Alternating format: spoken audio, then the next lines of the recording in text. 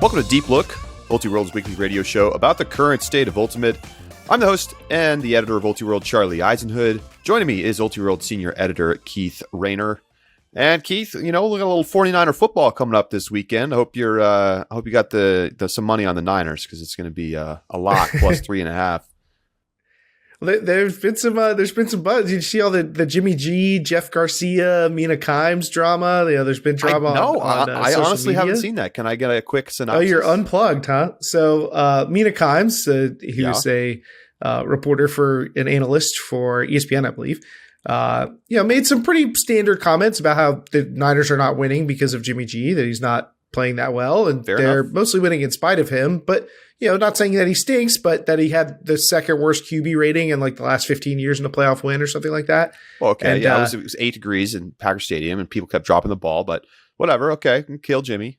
I'm sure it's been cold at other playoff games, but Jeff Garcia came for her on Instagram with the full-throated, you could never understand because you've never played NFL football. You'll never know what it's to be a quarterback. Like, the best part was that he said, "Who are you?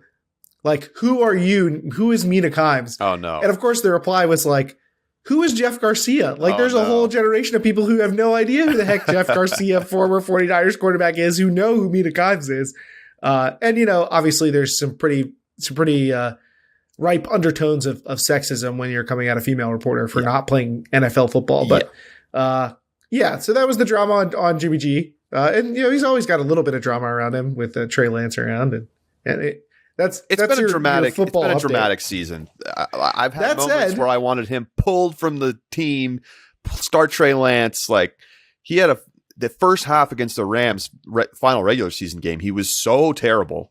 And then he just redeemed himself in the second half. So, Jimmy Trey Lance looked kind of good the last time he played. Highs and lows. You got to ride the wave with him. Maybe you'll get a special gift from the 49ers. Folks, we're recording this on Charlie Eisenhood's birthday, and his football team is playing in the playoffs. So maybe everything will align for you, and you can get a little special birthday gift. Happy birthday, Charlie. I hope so. Thank you, Keith. I'm currently in Reno, Nevada, and heading to the airport in a couple hours as I head out to Santa Barbara for the Santa Barbara Invite, which is continuing despite the lack of rankings that will count from the tournament, as we've discussed. We will talk a little bit about that tournament in today's show as we kind of get the unofficial college season started, and lots of tournaments taking place over the next month, and that won't count towards the rankings, but will be getting teams out on the field and playing. So it's gonna be a little bit of a weird start to the year, I think. What a shock. More weird Ultimate situations. Everybody's just dying for normal, just like normal, everything that we've known for a long time Ultimate, and just can't get there yet. But we will get a chance to watch a lot of good action at the Santa Barbara Invite. More on that later in the show. Quickly, before we get to kind of a college season preview and look at some of the top teams as we head into 2022, we've got a rules update from USA Ultimate, because remember, now spicy. I know they are updating the rules every 2 years, and 2 discs. We're going to 2 discs. We're going to. It's actually like pinball. So like some point there's just like multi-disc, and there's like 5 discs, but nobody can move. Everybody has to stand still. You get to position yourself before play starts, and then there's 5 discs, but nobody can move. So. Of course, there was a very significant rules update at the beginning of 2020. And this rules update is so minor as to maybe not be worth talking about here, but we're just going to kind of quickly mention it. The thing that people have been talking about, Keith, and I want to get your thoughts on this rule. The major rule change here is that if you catch the disc and then with the disc in your possession, you hit the ground and the disc hits the ground. And so like, let's say you lay out and then you kind of like roll over, you still have maintaining the control of the disc. And then like while you're on your back, you bobble the disc and then you catch the disc again. That is now a maintained possession. That used to be, at least arguably, a turnover because the disc touched the ground, followed by the disc being like fumbled. So if you maintain possession through the ground contact and the disc's contact with the ground, and then you later bobble the disc, that is not a turnover. That is the new rule. What do you think about this rule? Well, it's funny that you bring this up right after we were talking about the NFL, because what probably used to be the most hated NFL rule was the general weird rules around catching the ball. Yes. That's probably not the case. I'm pretty sure the most hated rule right now is how overtime works, followed probably by how people treat celebration. I don't know. It gets a little murky after that. Here's the thing, real quick. The overtime rule has been horrible. I don't understand forever. why, like, people. I mean, I know why they're mad now because of last week's Bills-Chiefs game, but it was awful. It's still awful. They should have changed it 2-3 years ago. But anyway, continue. I mean, this is a rite of passage. Every year it comes back up. We talk about this every year because it's always been stupid. This was a higher profile situation than usual. But anyway, back to the point at hand. So this ultimate catching rule, like the NFL rule, it felt not intuitive before. The old version felt weird. Like, why isn't that a catch? You know? And so we are getting to the point where the thing that feels right, if you were just to watch on video this happen, you'd be like, that's a catch.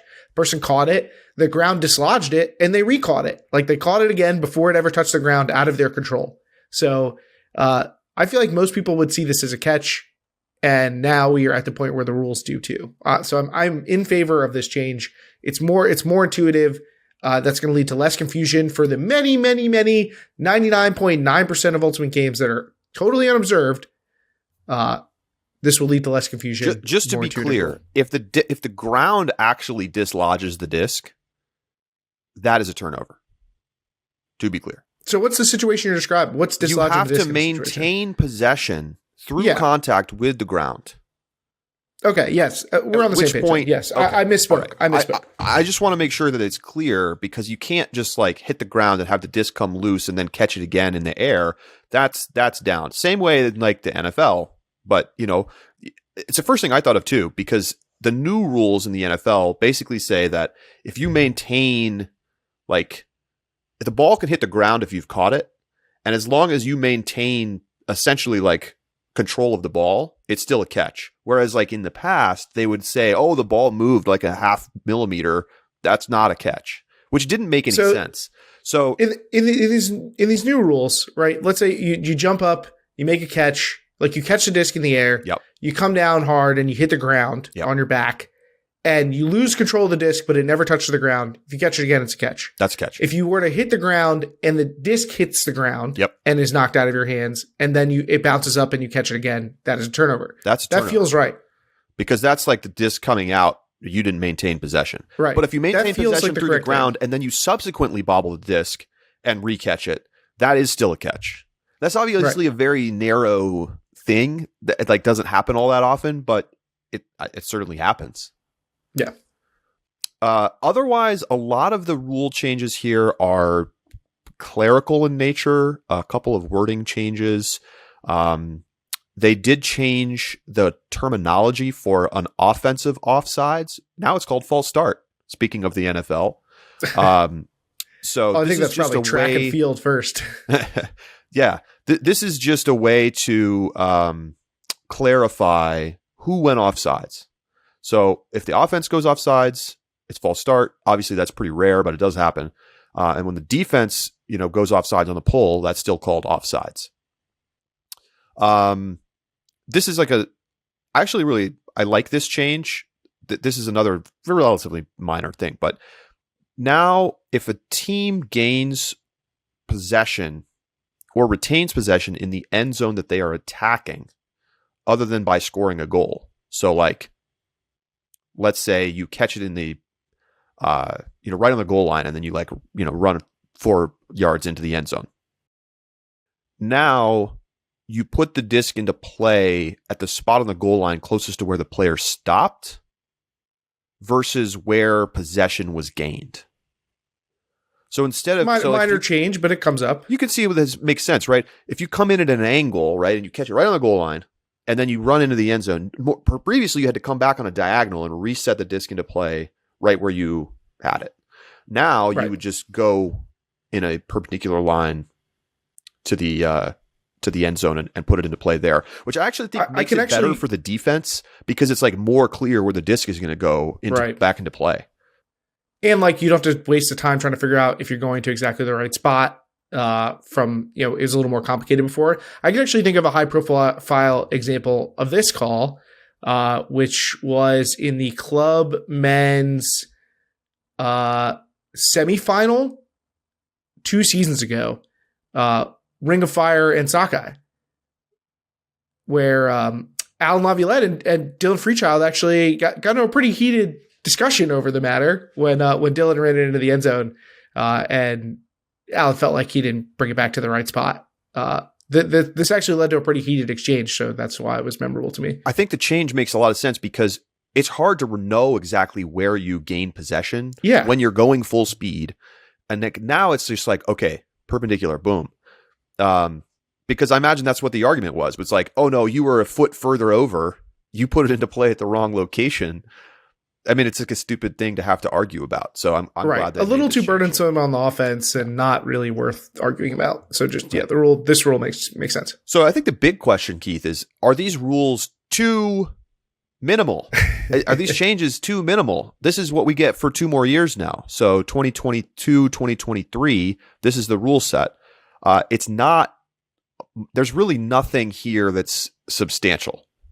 Do they not have the liberty to jump in the middle of their 2-year window, or was it a guarantee we will be changing them every 2 years, or is it we will have an update at least each 2 years? I believe the plan is just to update the rules every 2 years for forever.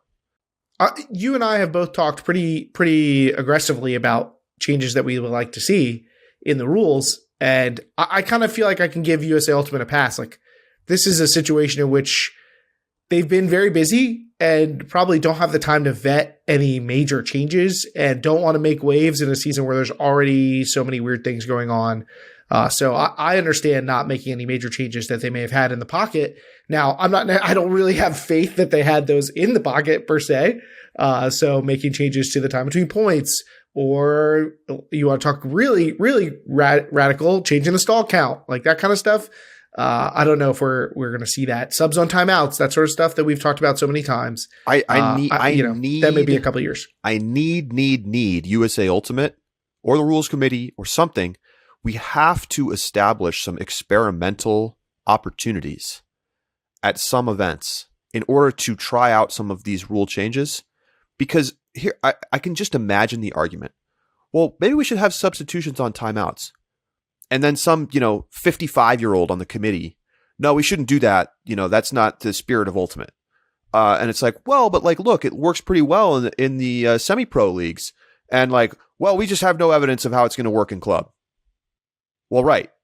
Because we never have any opportunities to test out any of this stuff. Now, I'm going to say this.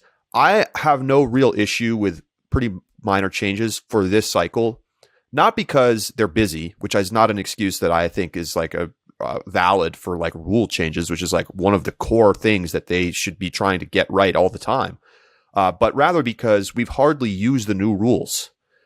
We haven't had a lot of opportunity to even try out these rules because as soon as they went into place, 3 months later, after a couple of college tournaments, everything shut down and we've only had like a sort of a club season. One. Yeah. So people still confused by the travel rule. Yeah. I know college players who still don't know how to use the contact call. Exactly. So people aren't used to the new rules yet. We haven't really had an opportunity to try out. Like, I don't think I really saw a lot of the sideline being used to help make calls, which is, I think, one of the best changes in the 2020 set. That's of course still in play. Video board, like I'd love to see more tournaments with video boards because now you can actively use that and look at a replay and say, oh, okay, no, that wasn't a foul, or, oh yeah, I was out of bounds or whatever. So I'm okay with them not really making like a bunch of new changes since we haven't had a chance to really play with the existing changes. But I really want to see them take steps to make it possible to actually try to modernize the rules. And we are not on a path to do that right now. And it's not like this rules change set like makes you confident that like we're on that path in some way. Yes, the pandemic, I get it. It's fine. We have these chance now to play for 2 full years with essentially the changed rules from 2020. But I want to make sure that, like, in my mind, we need to have some tournaments where it's like, you know what, we're going to try letting 3 players substitute on timeouts or all players substitute on timeouts, and then like get that feedback. That's the only way to do this meaningfully. And I don't really like that there's just like some committee of people that I don't even know who's on this committee that are like making all the rule change decisions. Like, should there be? I feel like there should be like more discussion amongst people about yeah. Potentially. I mean, we're starting to see a little bit more of this experimentation with like formats and stuff. And I feel like we do have I feel like there's a little more clarity about why they're trying specific formats. So that part is good. And it would be nice to see that translated into the rules side. Yes, but let's remember that the formats were rolled out like Thursday night before regionals. And they were like, oh, guess what? Fair. Totally new format. Now, the formats mostly were fine and I think made logical sense. And I think we're probably going to see them going forward. But we need a little more than, sub 48 hours notice for like essentially a fairly substantial change to the way that you're operating one of the most important tournament weekends of the year. Well, we've seen them go too fast, like do it too late. We've seen them go too slow. So maybe we're approaching right in the middle with our Goldilocks kind of principle here. But we got a couple of years before we probably see more changes to the rules. But maybe because it'll be such a long gap, maybe this will be the chance for them to do something a little more radical. And we have enough time to perhaps find some places to experiment with the rules. Maybe the fall mixed college season that they've proposed in the past, maybe some other unsanctioned or celebratory events or something like that. Maybe at the U.S. Open. I don't know. Maybe there'll be some areas over these next couple of years where they can find room for experimentation. All right. Well, we're going to take a quick break. When we come back, we're talking about the 2022 college season, getting ready for the start of a mostly normal season as things get underway with the Santa Barbara Invite. We'll be right back.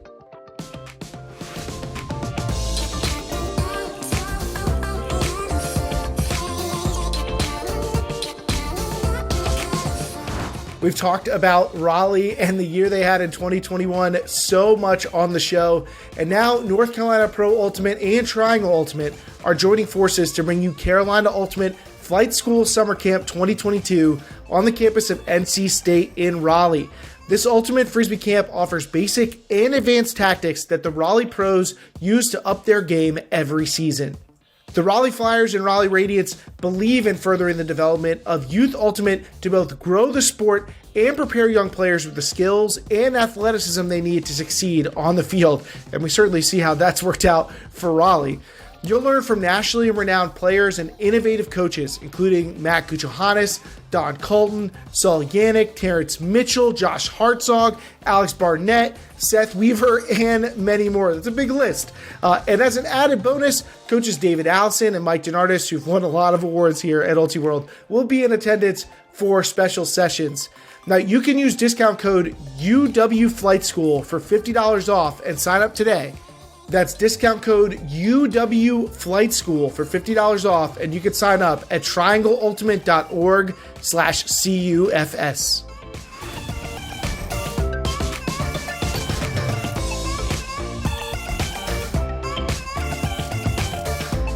Welcome back to Deep Look. It's time to look ahead to the 2022 college season, which it is underway. We've already had it. I mean, technically it's postponed by USAU.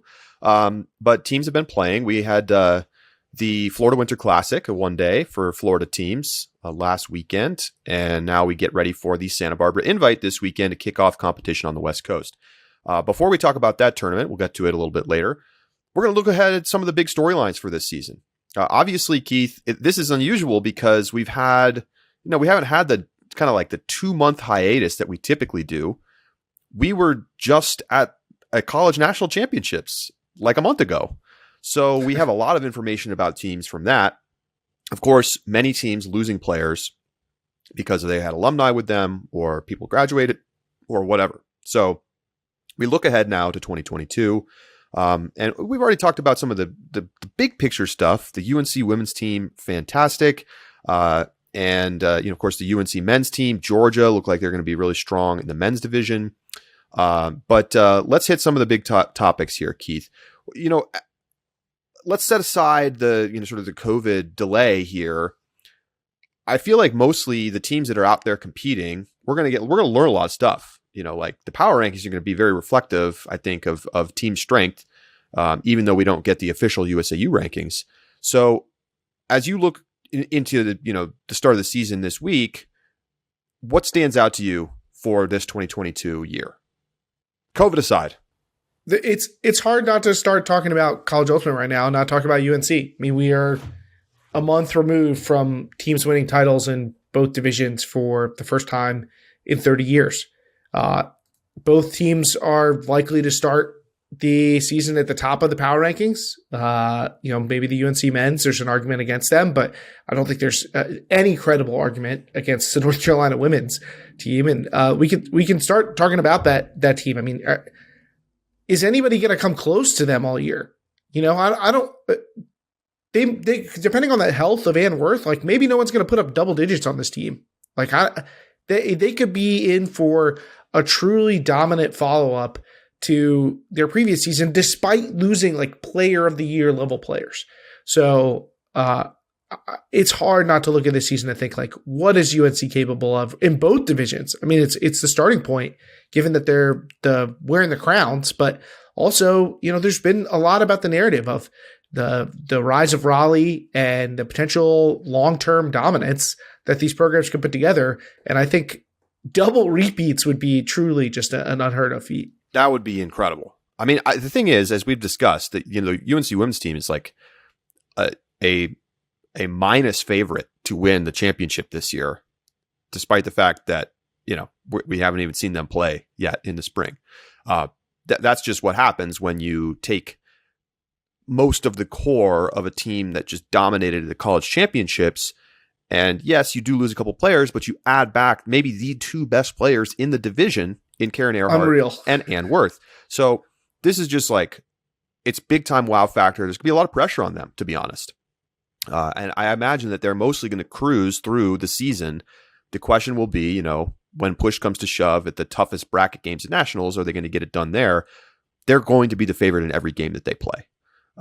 Barring an injury or somebody not playing or something like that.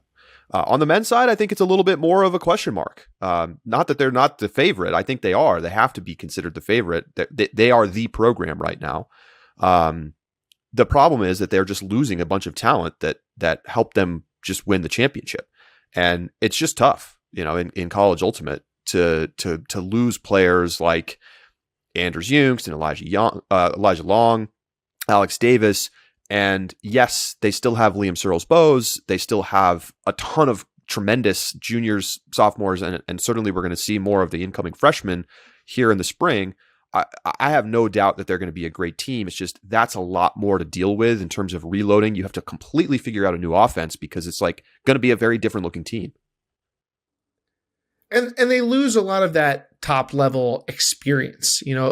Part of what made that team so daunting was they had all these guys who had these really tremendous, U.S. national team, big AUDL, big college team experience where they had been there, club experience. And, that's not going to be as present on this team. Now, obviously they're going to everyone on this team is going to know what it's like to make deep runs at nationals, even down to the rookies. So, on that front, they're still going to have a big advantage over a lot of teams, but it's a little bit different when you're not staring at a line full of Ring of Fire U.S. national team players, Right. And, the question that I have is like, is all of that attrition even going to matter? I mean, Liam Searles-Bowes stepping into, I got to be the guy now is actually like that's a pretty good situation. And it brings us to an interesting point, which is that this is the final year for LSB and John Randolph, two players that came into the sport 4 or 5 years ago now, into the college division, of course. And were lauded as, these are the guys, and they have been the guys, and now they're going to be the guys for their teams and trying to win a title. It's going to be a great storyline. Same way it was when they were battling for Rookie of the Year. John Randolph won that. I think that, UNC's got the more talented team, but you can't count out Brown.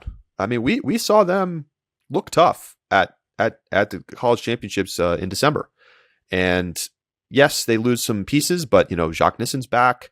Randolph, I feel like you got to feel good about them. And I'm looking forward to seeing this all play out.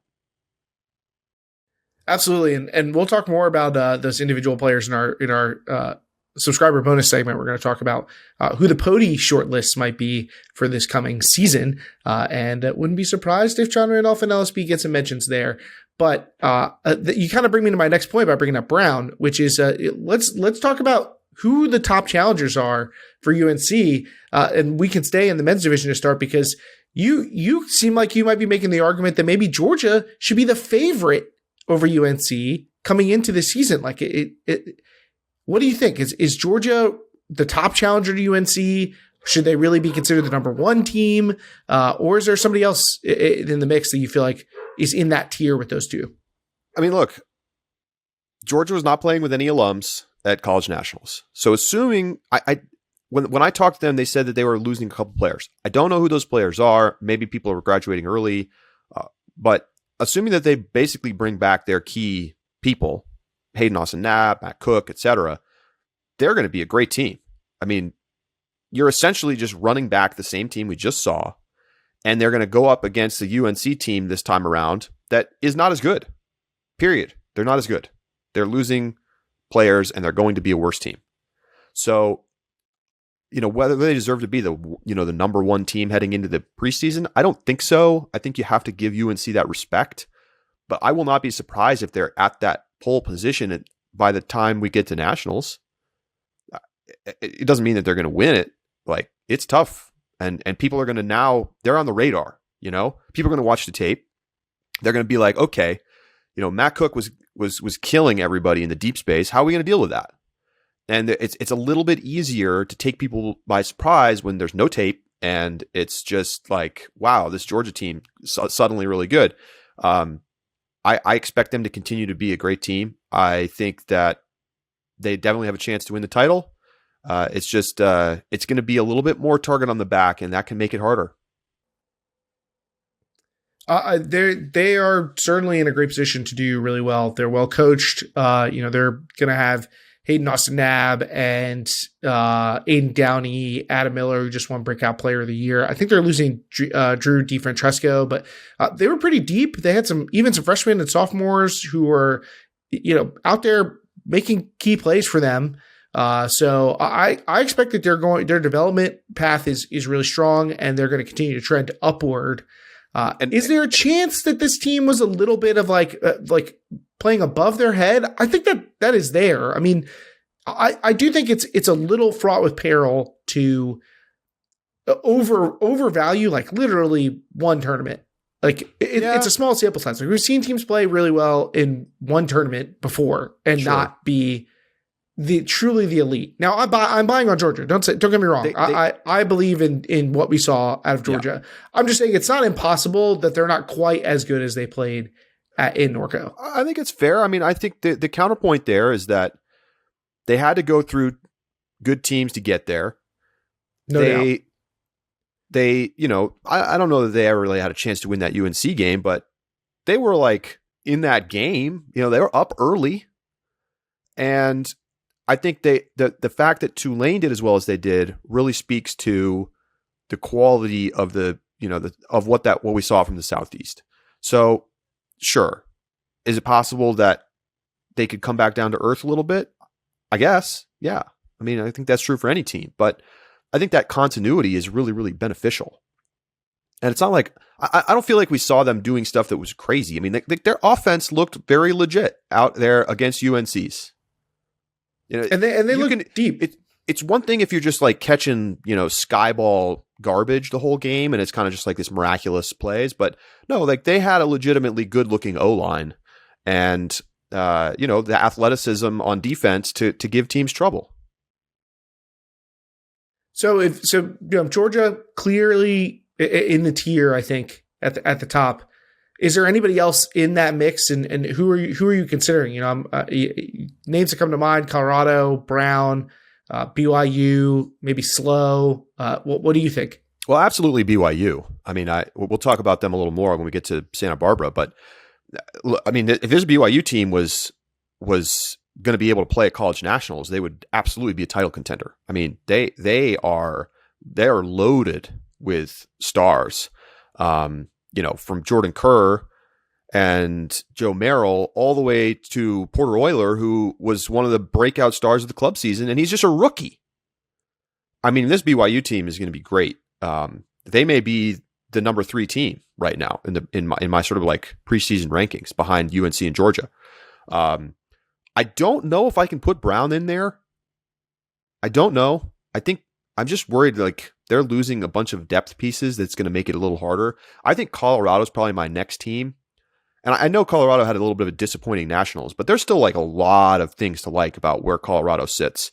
And the keys are going to get handed over to Danny Landisman and that the rest of that now junior class that's just so talented.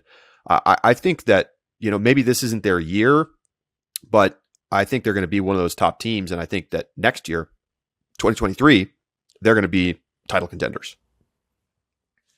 I think I do put Brown in this tier because, like you mentioned, they're losing some key players, but the tide's lowering. We just had like as talented a college class as we're ever going to see because there were 2 extra classes tacked onto it. So we're going to remove some of that talent. And I think in general, almost every team is going to be slightly worse. All of the major teams will be slightly worse than they were this past season. Now there's some extra room for development for players returning. Georgia might buck that trend. That's something to their credit. But BYU, Colorado, and Brown, and potentially Slow. I think Slow's an interesting case where you slot them in. Those are the teams that stand out to me as the next ones up. And so even though I think Brown could take a slight step back, they're still going to be returning some of the best players in the country, and losing some of those depth pieces is going to be something that's better than losing the stars that we're going to see some of the other top teams lose. But we're starting to get a clearer picture, I guess, of the top 10 and the top contenders. Slow needs to fire the entire strength and conditioning and athletic trainer staff. I mean, is there any team more injury prone than this Cal Poly Slow team? It's crazy. Like I want to write an article about how like snake bit they've been. And, they had Calvin Brown get hurt at nationals. Like I don't know. If that team is at full strength and healthy with KJ Koo and Calvin Brown leading the way, there is no reason that they cannot be a top 5 team. Period. But I just you got to see them prove it out there. They had a chance to do some damage at nationals, and I think again the injuries it hurts. What is Cody Mills doing to these guys in practice? Like what kind of extras? What do they do? Are they practicing on a minefield of potholes and ankle breakers? I really wonder. What are they doing out there? Is it too much volume? Is it just random nonsense? Like I don't know. But Cody has them running just sprints, just all practice. They're just literally just sprints over and over on a horrible concrete underlying field or something. How about some of the like blue blood programs that didn't really do much at nationals? Pittsburgh, Wisconsin. What do those teams rise back up, or are we sort of seeing them settle into being kind of like best in their region, but or not even best in their region, but like get out of their region and just be a middling team that's fighting for pre-quarter spot? I'm not really sure what to make of Pittsburgh after the way that they played in Norco. It was certainly disappointing. They're losing obviously some big names for them. So I think it's a little bit of a reset. Like I wouldn't call it a rebuild because we know the institutional strength of the Pittsburgh program. We know they recruit well. We know they develop players well. And we expect Henry Ing to be one of the best players in the country this year. So I think Pittsburgh's going to still be in the mix. They're going to be a threat to win the Ohio Valley against their fated rivals now, Ohio State. They'll probably be a team that should threaten to be a quarterfinals team. And that's potentially true of Wisconsin as well, but Wisconsin's in a tough region. It was a weird year, and I think we kind of forget about the North Central because we didn't get to see Carleton in Nationals, really. Minnesota wasn't able to go to Nationals. I think both of those teams are going to be good, and I guess I would probably put them ahead of Wisconsin right now. So definitely. So all three of those teams should be good. And it's going to be down to bids probably as far as what the North Central's picture is. And you think of other blue blood programs, your Texas, I think they're going to be good. Their youngsters looked pretty impressive at Nationals, but further ahead than I anticipated for them. Don't know what we'll get out of NC State. They had such a big veteran class, but I expect that they'll also be talented and continue to reap the rewards of North Carolina recruiting and the building that they've been doing there as well. Let's talk about Michigan. Yeah, Michigan. We've missed on Michigan and the team that they knocked out, Washington. Those are two teams that I think we need to mention as top 10 quality teams. Top 10 for sure. I think there's no question that you leave both of those teams in the top 10. Washington's struggles at Nationals, it makes me concerned about them. I cannot put them in tier 1. There's just no way. But I do think they have a lot of great pieces. Tony Vanieri, Jack Brown, like these guys are the future of this program, and I feel really good about that. I can't, I have to top 10. Yes. Title contender. I'm not ready to say that. Michigan, similar story where it's like, they have such a good pipeline of players right now. The question for me is like, how many guys come back and is it enough? Yes, they made semis, but I think we saw when they got to semis that they were not really a title contending team. I feel the same way about them right now. I can definitely have them inside my top 10, but I don't know that you can really say that, especially since they're going to lose some pieces, that they have a chance to go out there and win the championship. They've been very well coached. So I think that at this point we've established that they have a strong coaching system. I think that could carry them through some of this. But yeah, I would not be surprised to see them take a step backwards given how many older players were on the team. So it is going to depend a little bit about who is on that 7th year list and who's on the 6th year list and will be back for them. What's going to be Ray Lou's status? What's going to be Jared Schwally, Adam Stopberg, Jeff Gow, Ashwin Pathakuchi, like these are players who are in big roles for them. Like what is going to be their future with the team? It's going to depend on which one of those players are back, I think. So Michigan, the mixed outcomes for them, but they should be a top 10 quality team, I think. Just to go back really quick to the North Central, Carleton, they're going to take a step back because they've just lost a lot of talent over the last couple of years. It's Carleton. We know they're going to be good. I think right now, for me, Minnesota's the best team in the North Central. Cole Jurek's coming back along with some other 7th years. And like, as we saw at College Nationals, like that really helps. And I think Jurek's going to be in the conversation for Player of the Year. They had some moments where they looked really good when we saw them back in 2020. And now with a couple of extra years, plus all the development in that Minnesota youth scene, I feel like that team is like a sneaky title contender. I don't know that I can put them in tier 1, Keith, but they might be a tier 2 team. They got to prove it for me. I got them in the tier 3 maybe, but I got to see some more from them. I want to ask about a specific region that I think is really interesting, which is New England. We talked a little bit about Brown, sure, but we didn't really get to see Tufts. We expect that they could be pretty good. We got to see UMass in some capacity, but not really their full capacity. But they could be good. And then Northeastern, we expect to be good again. So I think that New England could be again. We've had this story before, but they could be one of the most interesting, if not the most interesting regions in the country with a big, wide range of outcomes for them. Yes, and the teams within. I think you have a number of teams. I think you have Brown at the top, and then you have a bunch of teams kind of bunched in that next tier where it's like, depends on bids, how many of those teams go to nationals. But you can't sleep on UMass. They were basically not trying to go to nationals in the fall. Same with Tufts. So you kind of set those aside. Tufts still had good results. And remember, UMass is adding Orion Cable, who's going to be easily the front runner for Rookie of the Year. It's not even close. So with that, you have somebody who's like game ready to be an immediate takeover player. Is that enough for UMass to get back into the national conversation? Given that, as is often the case with that team, they have a couple of really great players, and then like it starts to get a little thinner down the roster. I'll be curious to see what they look like to start the year. Absolutely. It's going to be a region to keep your eye on. Northeastern, we saw Peter Barth seem like he was taking some big strides forward to help be a big part of their team. And they looked a little deeper than they had in previous years at nationals this year and in the series. And Tufts gave them a tough fight too. So I do agree with you that Brown is out ahead, but like, it wouldn't shock me if one of these teams was good enough to push Brown really to the brink at regionals by the time we get around to the end of the year. I think that, like I said, there are a wide range of outcomes. Could also be a situation where these teams are scrapping for a second or third bid and somebody's going to get left at home. I'm not sure what to make in the Northeast, but I'm very interested to see how it plays out for those teams, especially, given the changes in how the season's going to operate. Like, how will that impact their ability to go and get bids? I mean, it's a region where it's tough to get a lot of outdoor play early in the year. So teams are apt to travel.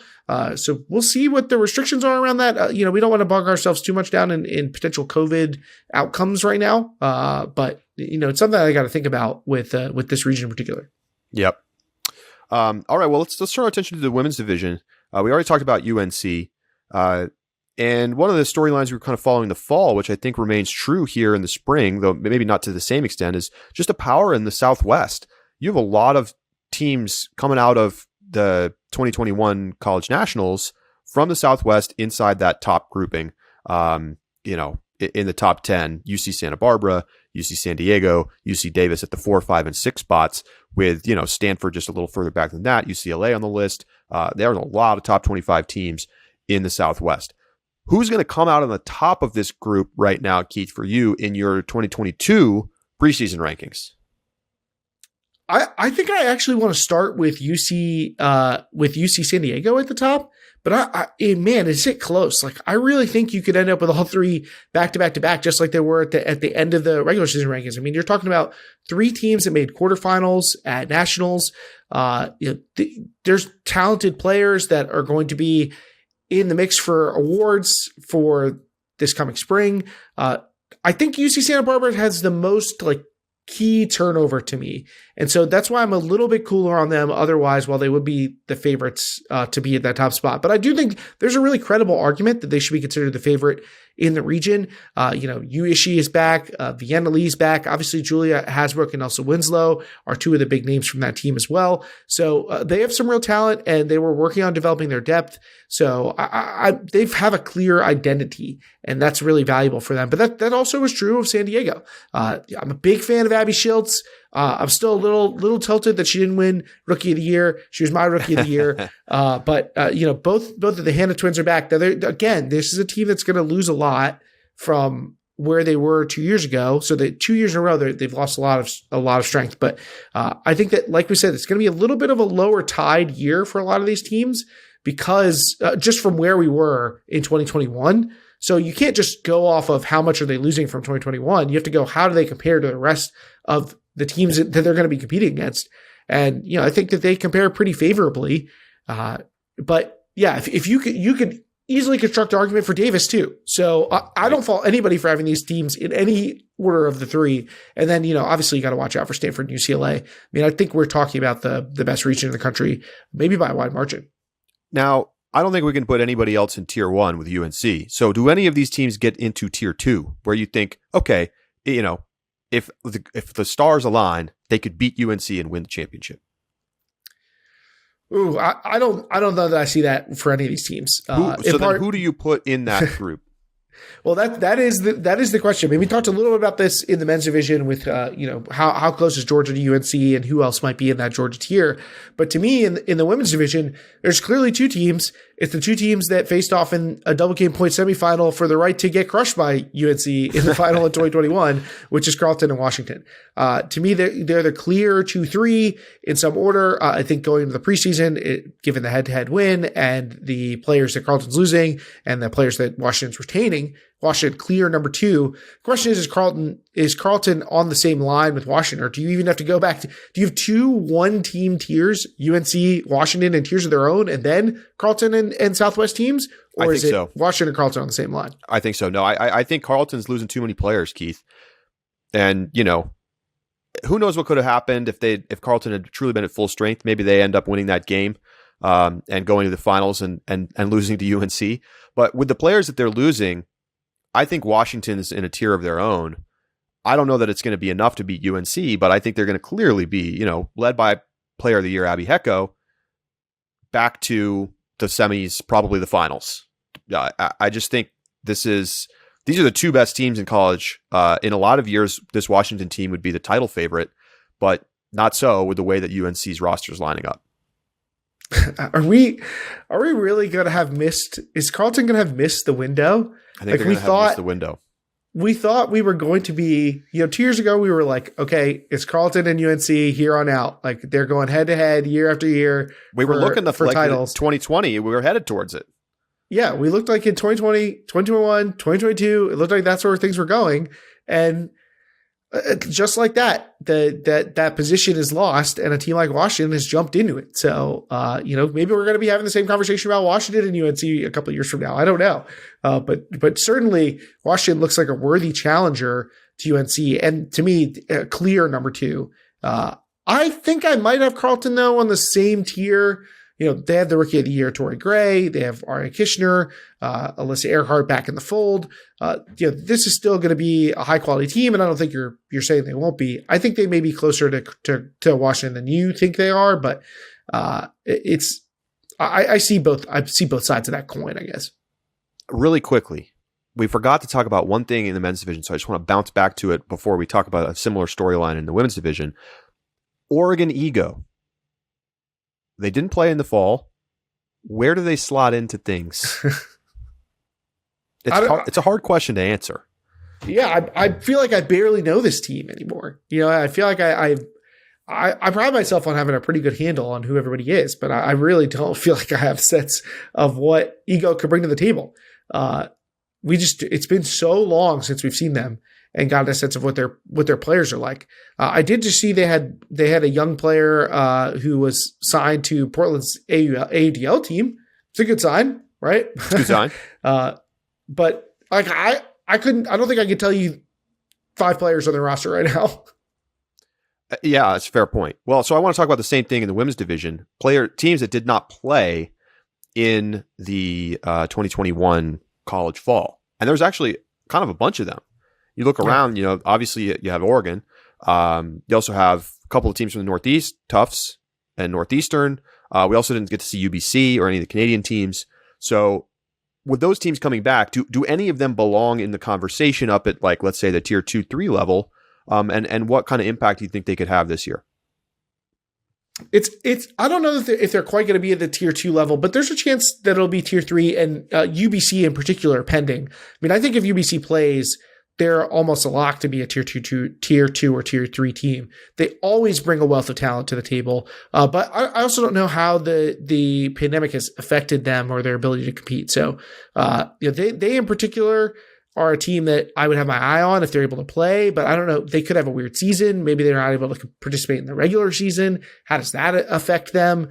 That's a really particularly tricky team to assess. But you talk about the teams from New England, Tufts, Northeastern, and Dartmouth. Although I think a lot of people feel like the ship has sailed on Dartmouth, and Carolyn Torquist is a talented player. I guess I'm not even positive that she's playing with them this spring. But Tufts and Northeastern both have some really talented players. Northeastern, Claire Stewart's back. I think they've been recruiting better and developing players better over these past couple seasons. And then Tufts, Hazel Ostrowski, Olivia Goss, they had a great young core, and they are also a team that has recruited really well. I would expect Tufts to be in that top 10 neighborhood for teams, but those teams might not even be the best team in their region. It might be Vermont season. We've been waiting for so long for Vermont. They finally get to nationals. I think they underperformed at nationals, but they're adding so much talent. They missed on point diff. They missed on point diff to make the bracket. Mm-hmm. So they won the region. They could do it. You could put an asterisk next to it, given that there was no Northeastern, no Dartmouth, and Tufts wasn't planning on going to nationals. Like, you could put an asterisk next to their regional win if you want, but Sure. They can easily be the best team in this region. They're getting better. Yeah, they are going to be one of the few teams, I think, that will be better in 2022 than they were in 2021. They're adding Emily Pazzi, who, if you don't know, is going to be lighting up the college division very shortly. So. And Rachel Oram Brown. So 2 U20 players who will be in contention for Rookie of the Year, 2 of the best rookies in the country, joining the team with Kennedy McCarthy and Sarah Von Depp. Like, they are probably going to be seasoned a little bit more by having finally gotten to nationals, getting the monkey off the back, and they are dangerous. I mean, it's not out of the question. Definitely be a top 10 team. They could be a quarterfinal team. I think be a semifinalist. Especially with the fact that we don't have a clear top 4, like they could be as good as those Southwest teams. They're gonna have less depth than some of the sort of the more established programs, but the top end talent is going to be extreme, and I think it could be enough. It could be enough to get them to semis, and like a classic 2-3 players doing everything kind of team. So I'm looking forward to seeing them in the spring. So excited to get this college season rolling. We're going to learn a lot at Santa Barbara Invite about particularly the Southwest teams. We're going to talk about that tournament next.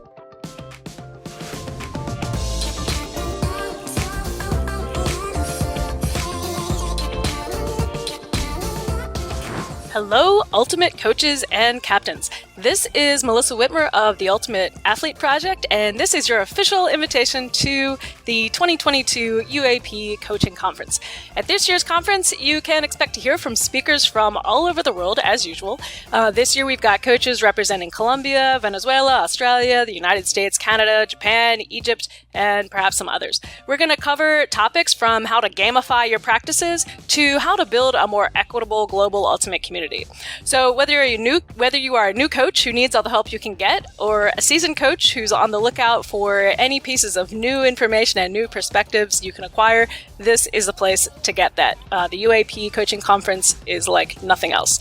So best part, the conference is free to attend live, or for just $19 a month, you can get access to all of the conference recordings from the past 10 years. So you can learn more about those options and sign up for free for the conference at theuap.com. That's theuap.com. I will see you online there.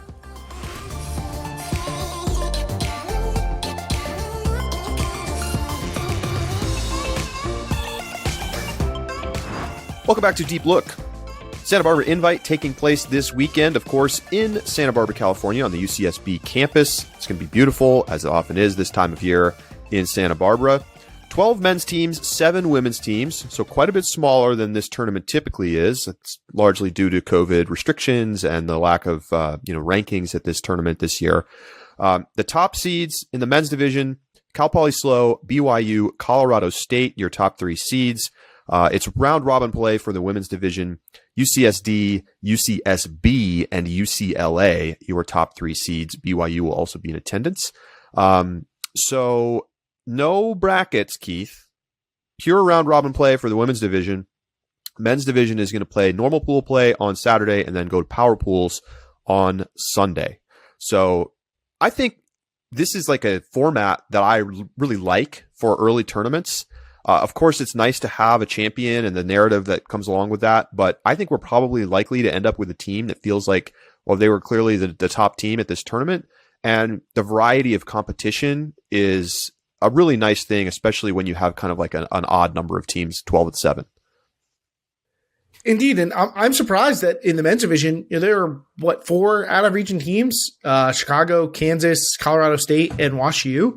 At my school, we don't even have practice dates, let alone the fact that we're not cleared yet for travel. So I'm impressed that they have 4 teams traveling, including at least one of these teams is flying in, if not all of them. So, and I mean, you could count Utah and BYU. Oh yeah, you have Utah and BYU. Yes, they're both from the Northwest. So yes, you're right. That's a lot of out-of-region competition. Now, none of it counts for the rankings, but it's still interesting to see that there are teams coming from out of state when you look at the women's side, and BYU is the only team traveling in. So that to me is just a kind of a side note. Although BYU's presence is of course pretty notable. the formats, I'm fine with this, especially there's no rankings here. So it's mostly just about getting teams reps. And I think that they're going to do that. Being able to get BYU in the mix is a good thing. And these kind of schedules, particularly in the women's division, they get to just front load the BYU schedule. So they get a lot of their games on Saturday. I think they have 5 games. So that's a good thing for both these sides. And given the strength of the Southwest and the top in the women's division and the top end here in the men's division, particularly with SLO and BYU, I think this is going to be some pretty compelling information to include into the power rankings, getting a sense of where these top teams are. Yeah, I'm excited to see what both BYUs look like. I think the men's BYU team's probably going to go undefeated and look like clearly the best team at the tournament.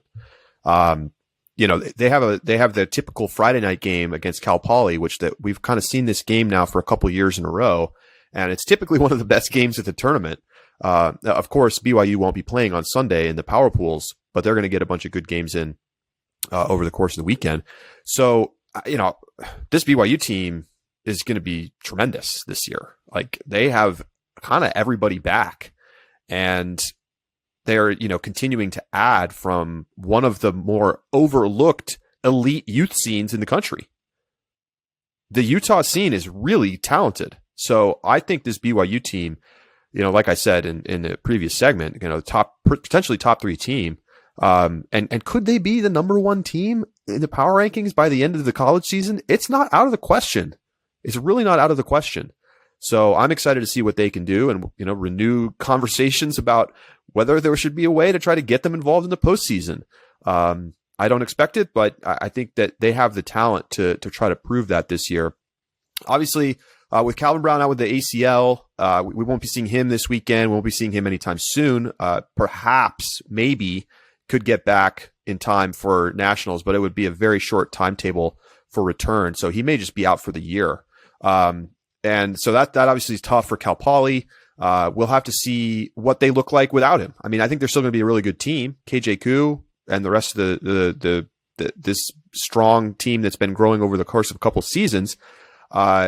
This is not going to be a semifinals at nationals team this year, but I think they're going to be tough. And I'm curious to see how well they kind of match up with BYU. I think you might be underselling them a little bit. Obviously KJ Koo, who's player of the year quality player, but I think they've developed some of these other players in a way that's going to be fairly significant. They've been making contributions at the club level, whether you're looking at someone like Seamus Robinson or Matt Miller. Emmett Holton should be able to compete with them. Sam Wiedegardner. I think this team is going to be a little more competitive than maybe you're giving them credit for, although I don't know they're going to have the chops against BYU, but it's going to be early days. So certainly could see some strange results from those teams.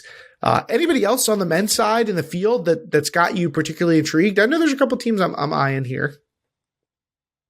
I think I want to learn a lot more about some of these other California teams, to be honest. Like, the 4, 5, and 6 seeds are Cal, UCLA, and UCSB.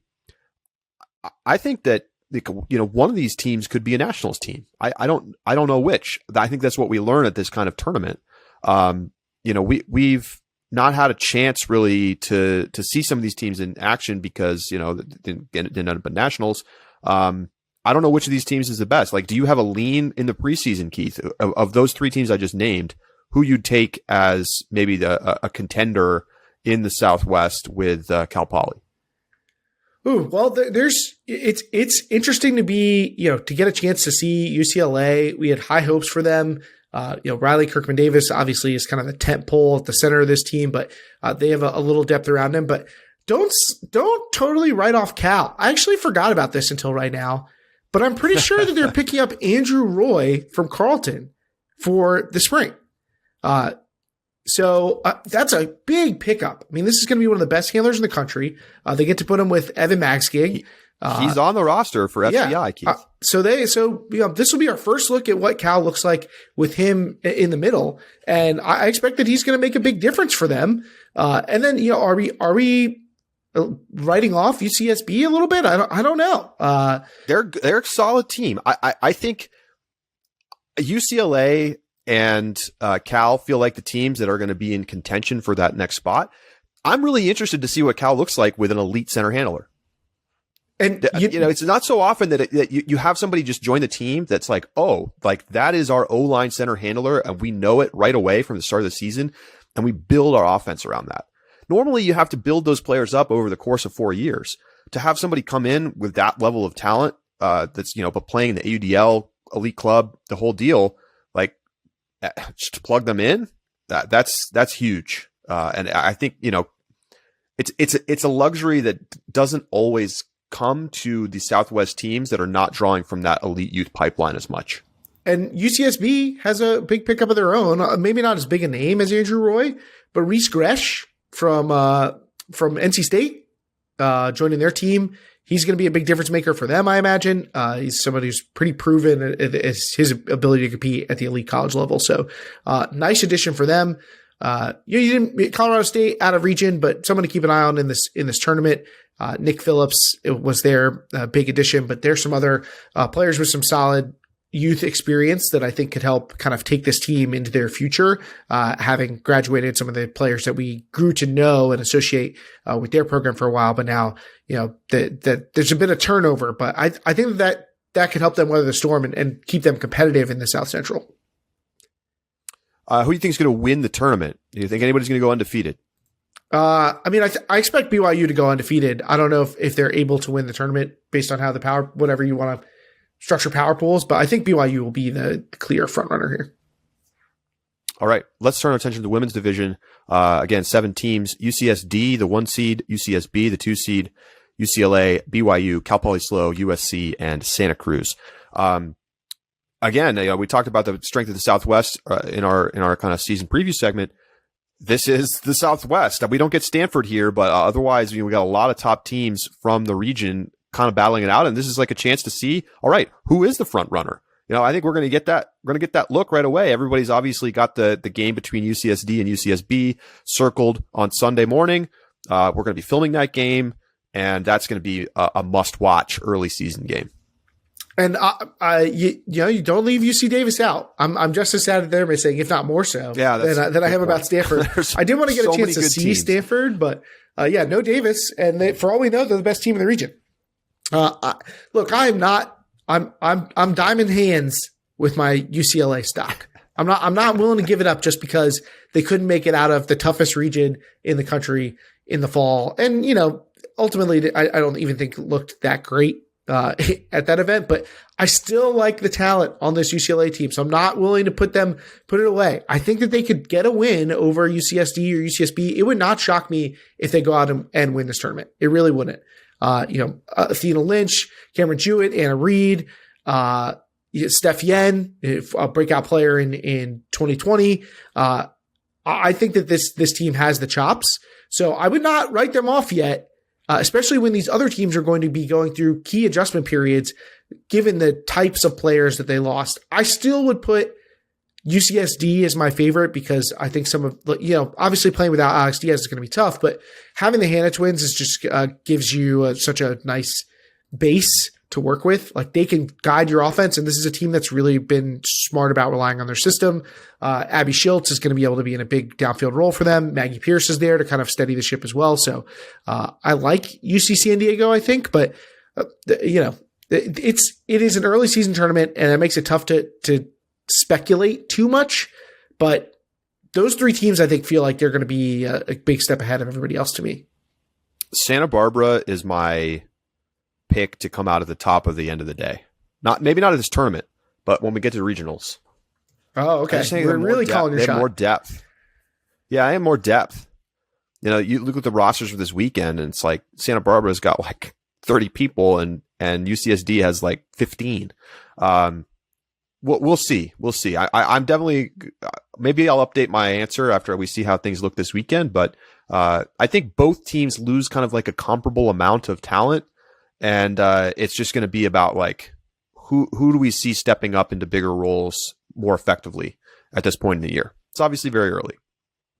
Truly like preseason. Yeah. More so than even in a normal year. Any other of these teams you find interesting, Keith? Well, of course, we want to surprises. we want to get a look at BYU. You know, they've Sure. certainly got some talent back. We know the development there gets better every year. So, you know, getting a sense to see, you know, where they are with Kate Berry and Sailor Ong kind of heading the ship for them. They could certainly be competitive. Talia Ward's back for Cal Poly Slow. So she's going to give them some pop, to potentially get an upset. Although I'm not sure that they're going to quite be on the level. And then, you know, I'm a little curious about USC. I think they've been a team that people have overlooked for a while, but I'm not sure that they're like totally out of it. Especially in a region this deep, it's easy to get buried and like look like you're not that good, because you're up against teams that are so good. Now, we might not get a sense of that at this tournament, but if they're competitive, they could be a team to watch out and who can move from kind of the fringes to being in the mix for potentially like getting a bid for the Southwest. I mean, the region is freaking deep. Very deep. Very deep. So anyway, we'll get a lot to learn. We've got a bunch of games getting filmed. You can check out the preview and the filming schedule on ultiworld.com. Please head over to ultiworld.com and take our reader survey as well, our deep look listener survey, if you will. 2022 reader survey. We want to hear from you. We want to hear your thoughts on what we're doing well, what we're not doing well, what you'd like to see better. We got a bunch of questions about some potential new features as well. So take about 5 minutes and you get a chance to win an annual Ultiworld subscription. So it just quick 5 minutes of your day. So please check that out. Our subscriber bonus segment. We will be talking about 2022 Player of the Year / Callahan conversation. So who are the front runners right now for Player of the Year as we head into the season? Some really talented players coming back in the college division this year. Looking forward to discussing that. So you can become a subscriber for less than $4 a month at ultiworld.com/subscribe. For Keith Raynor, I'm Charlie Eisenhood saying so long, and we'll talk to you next week right here on Deep Look.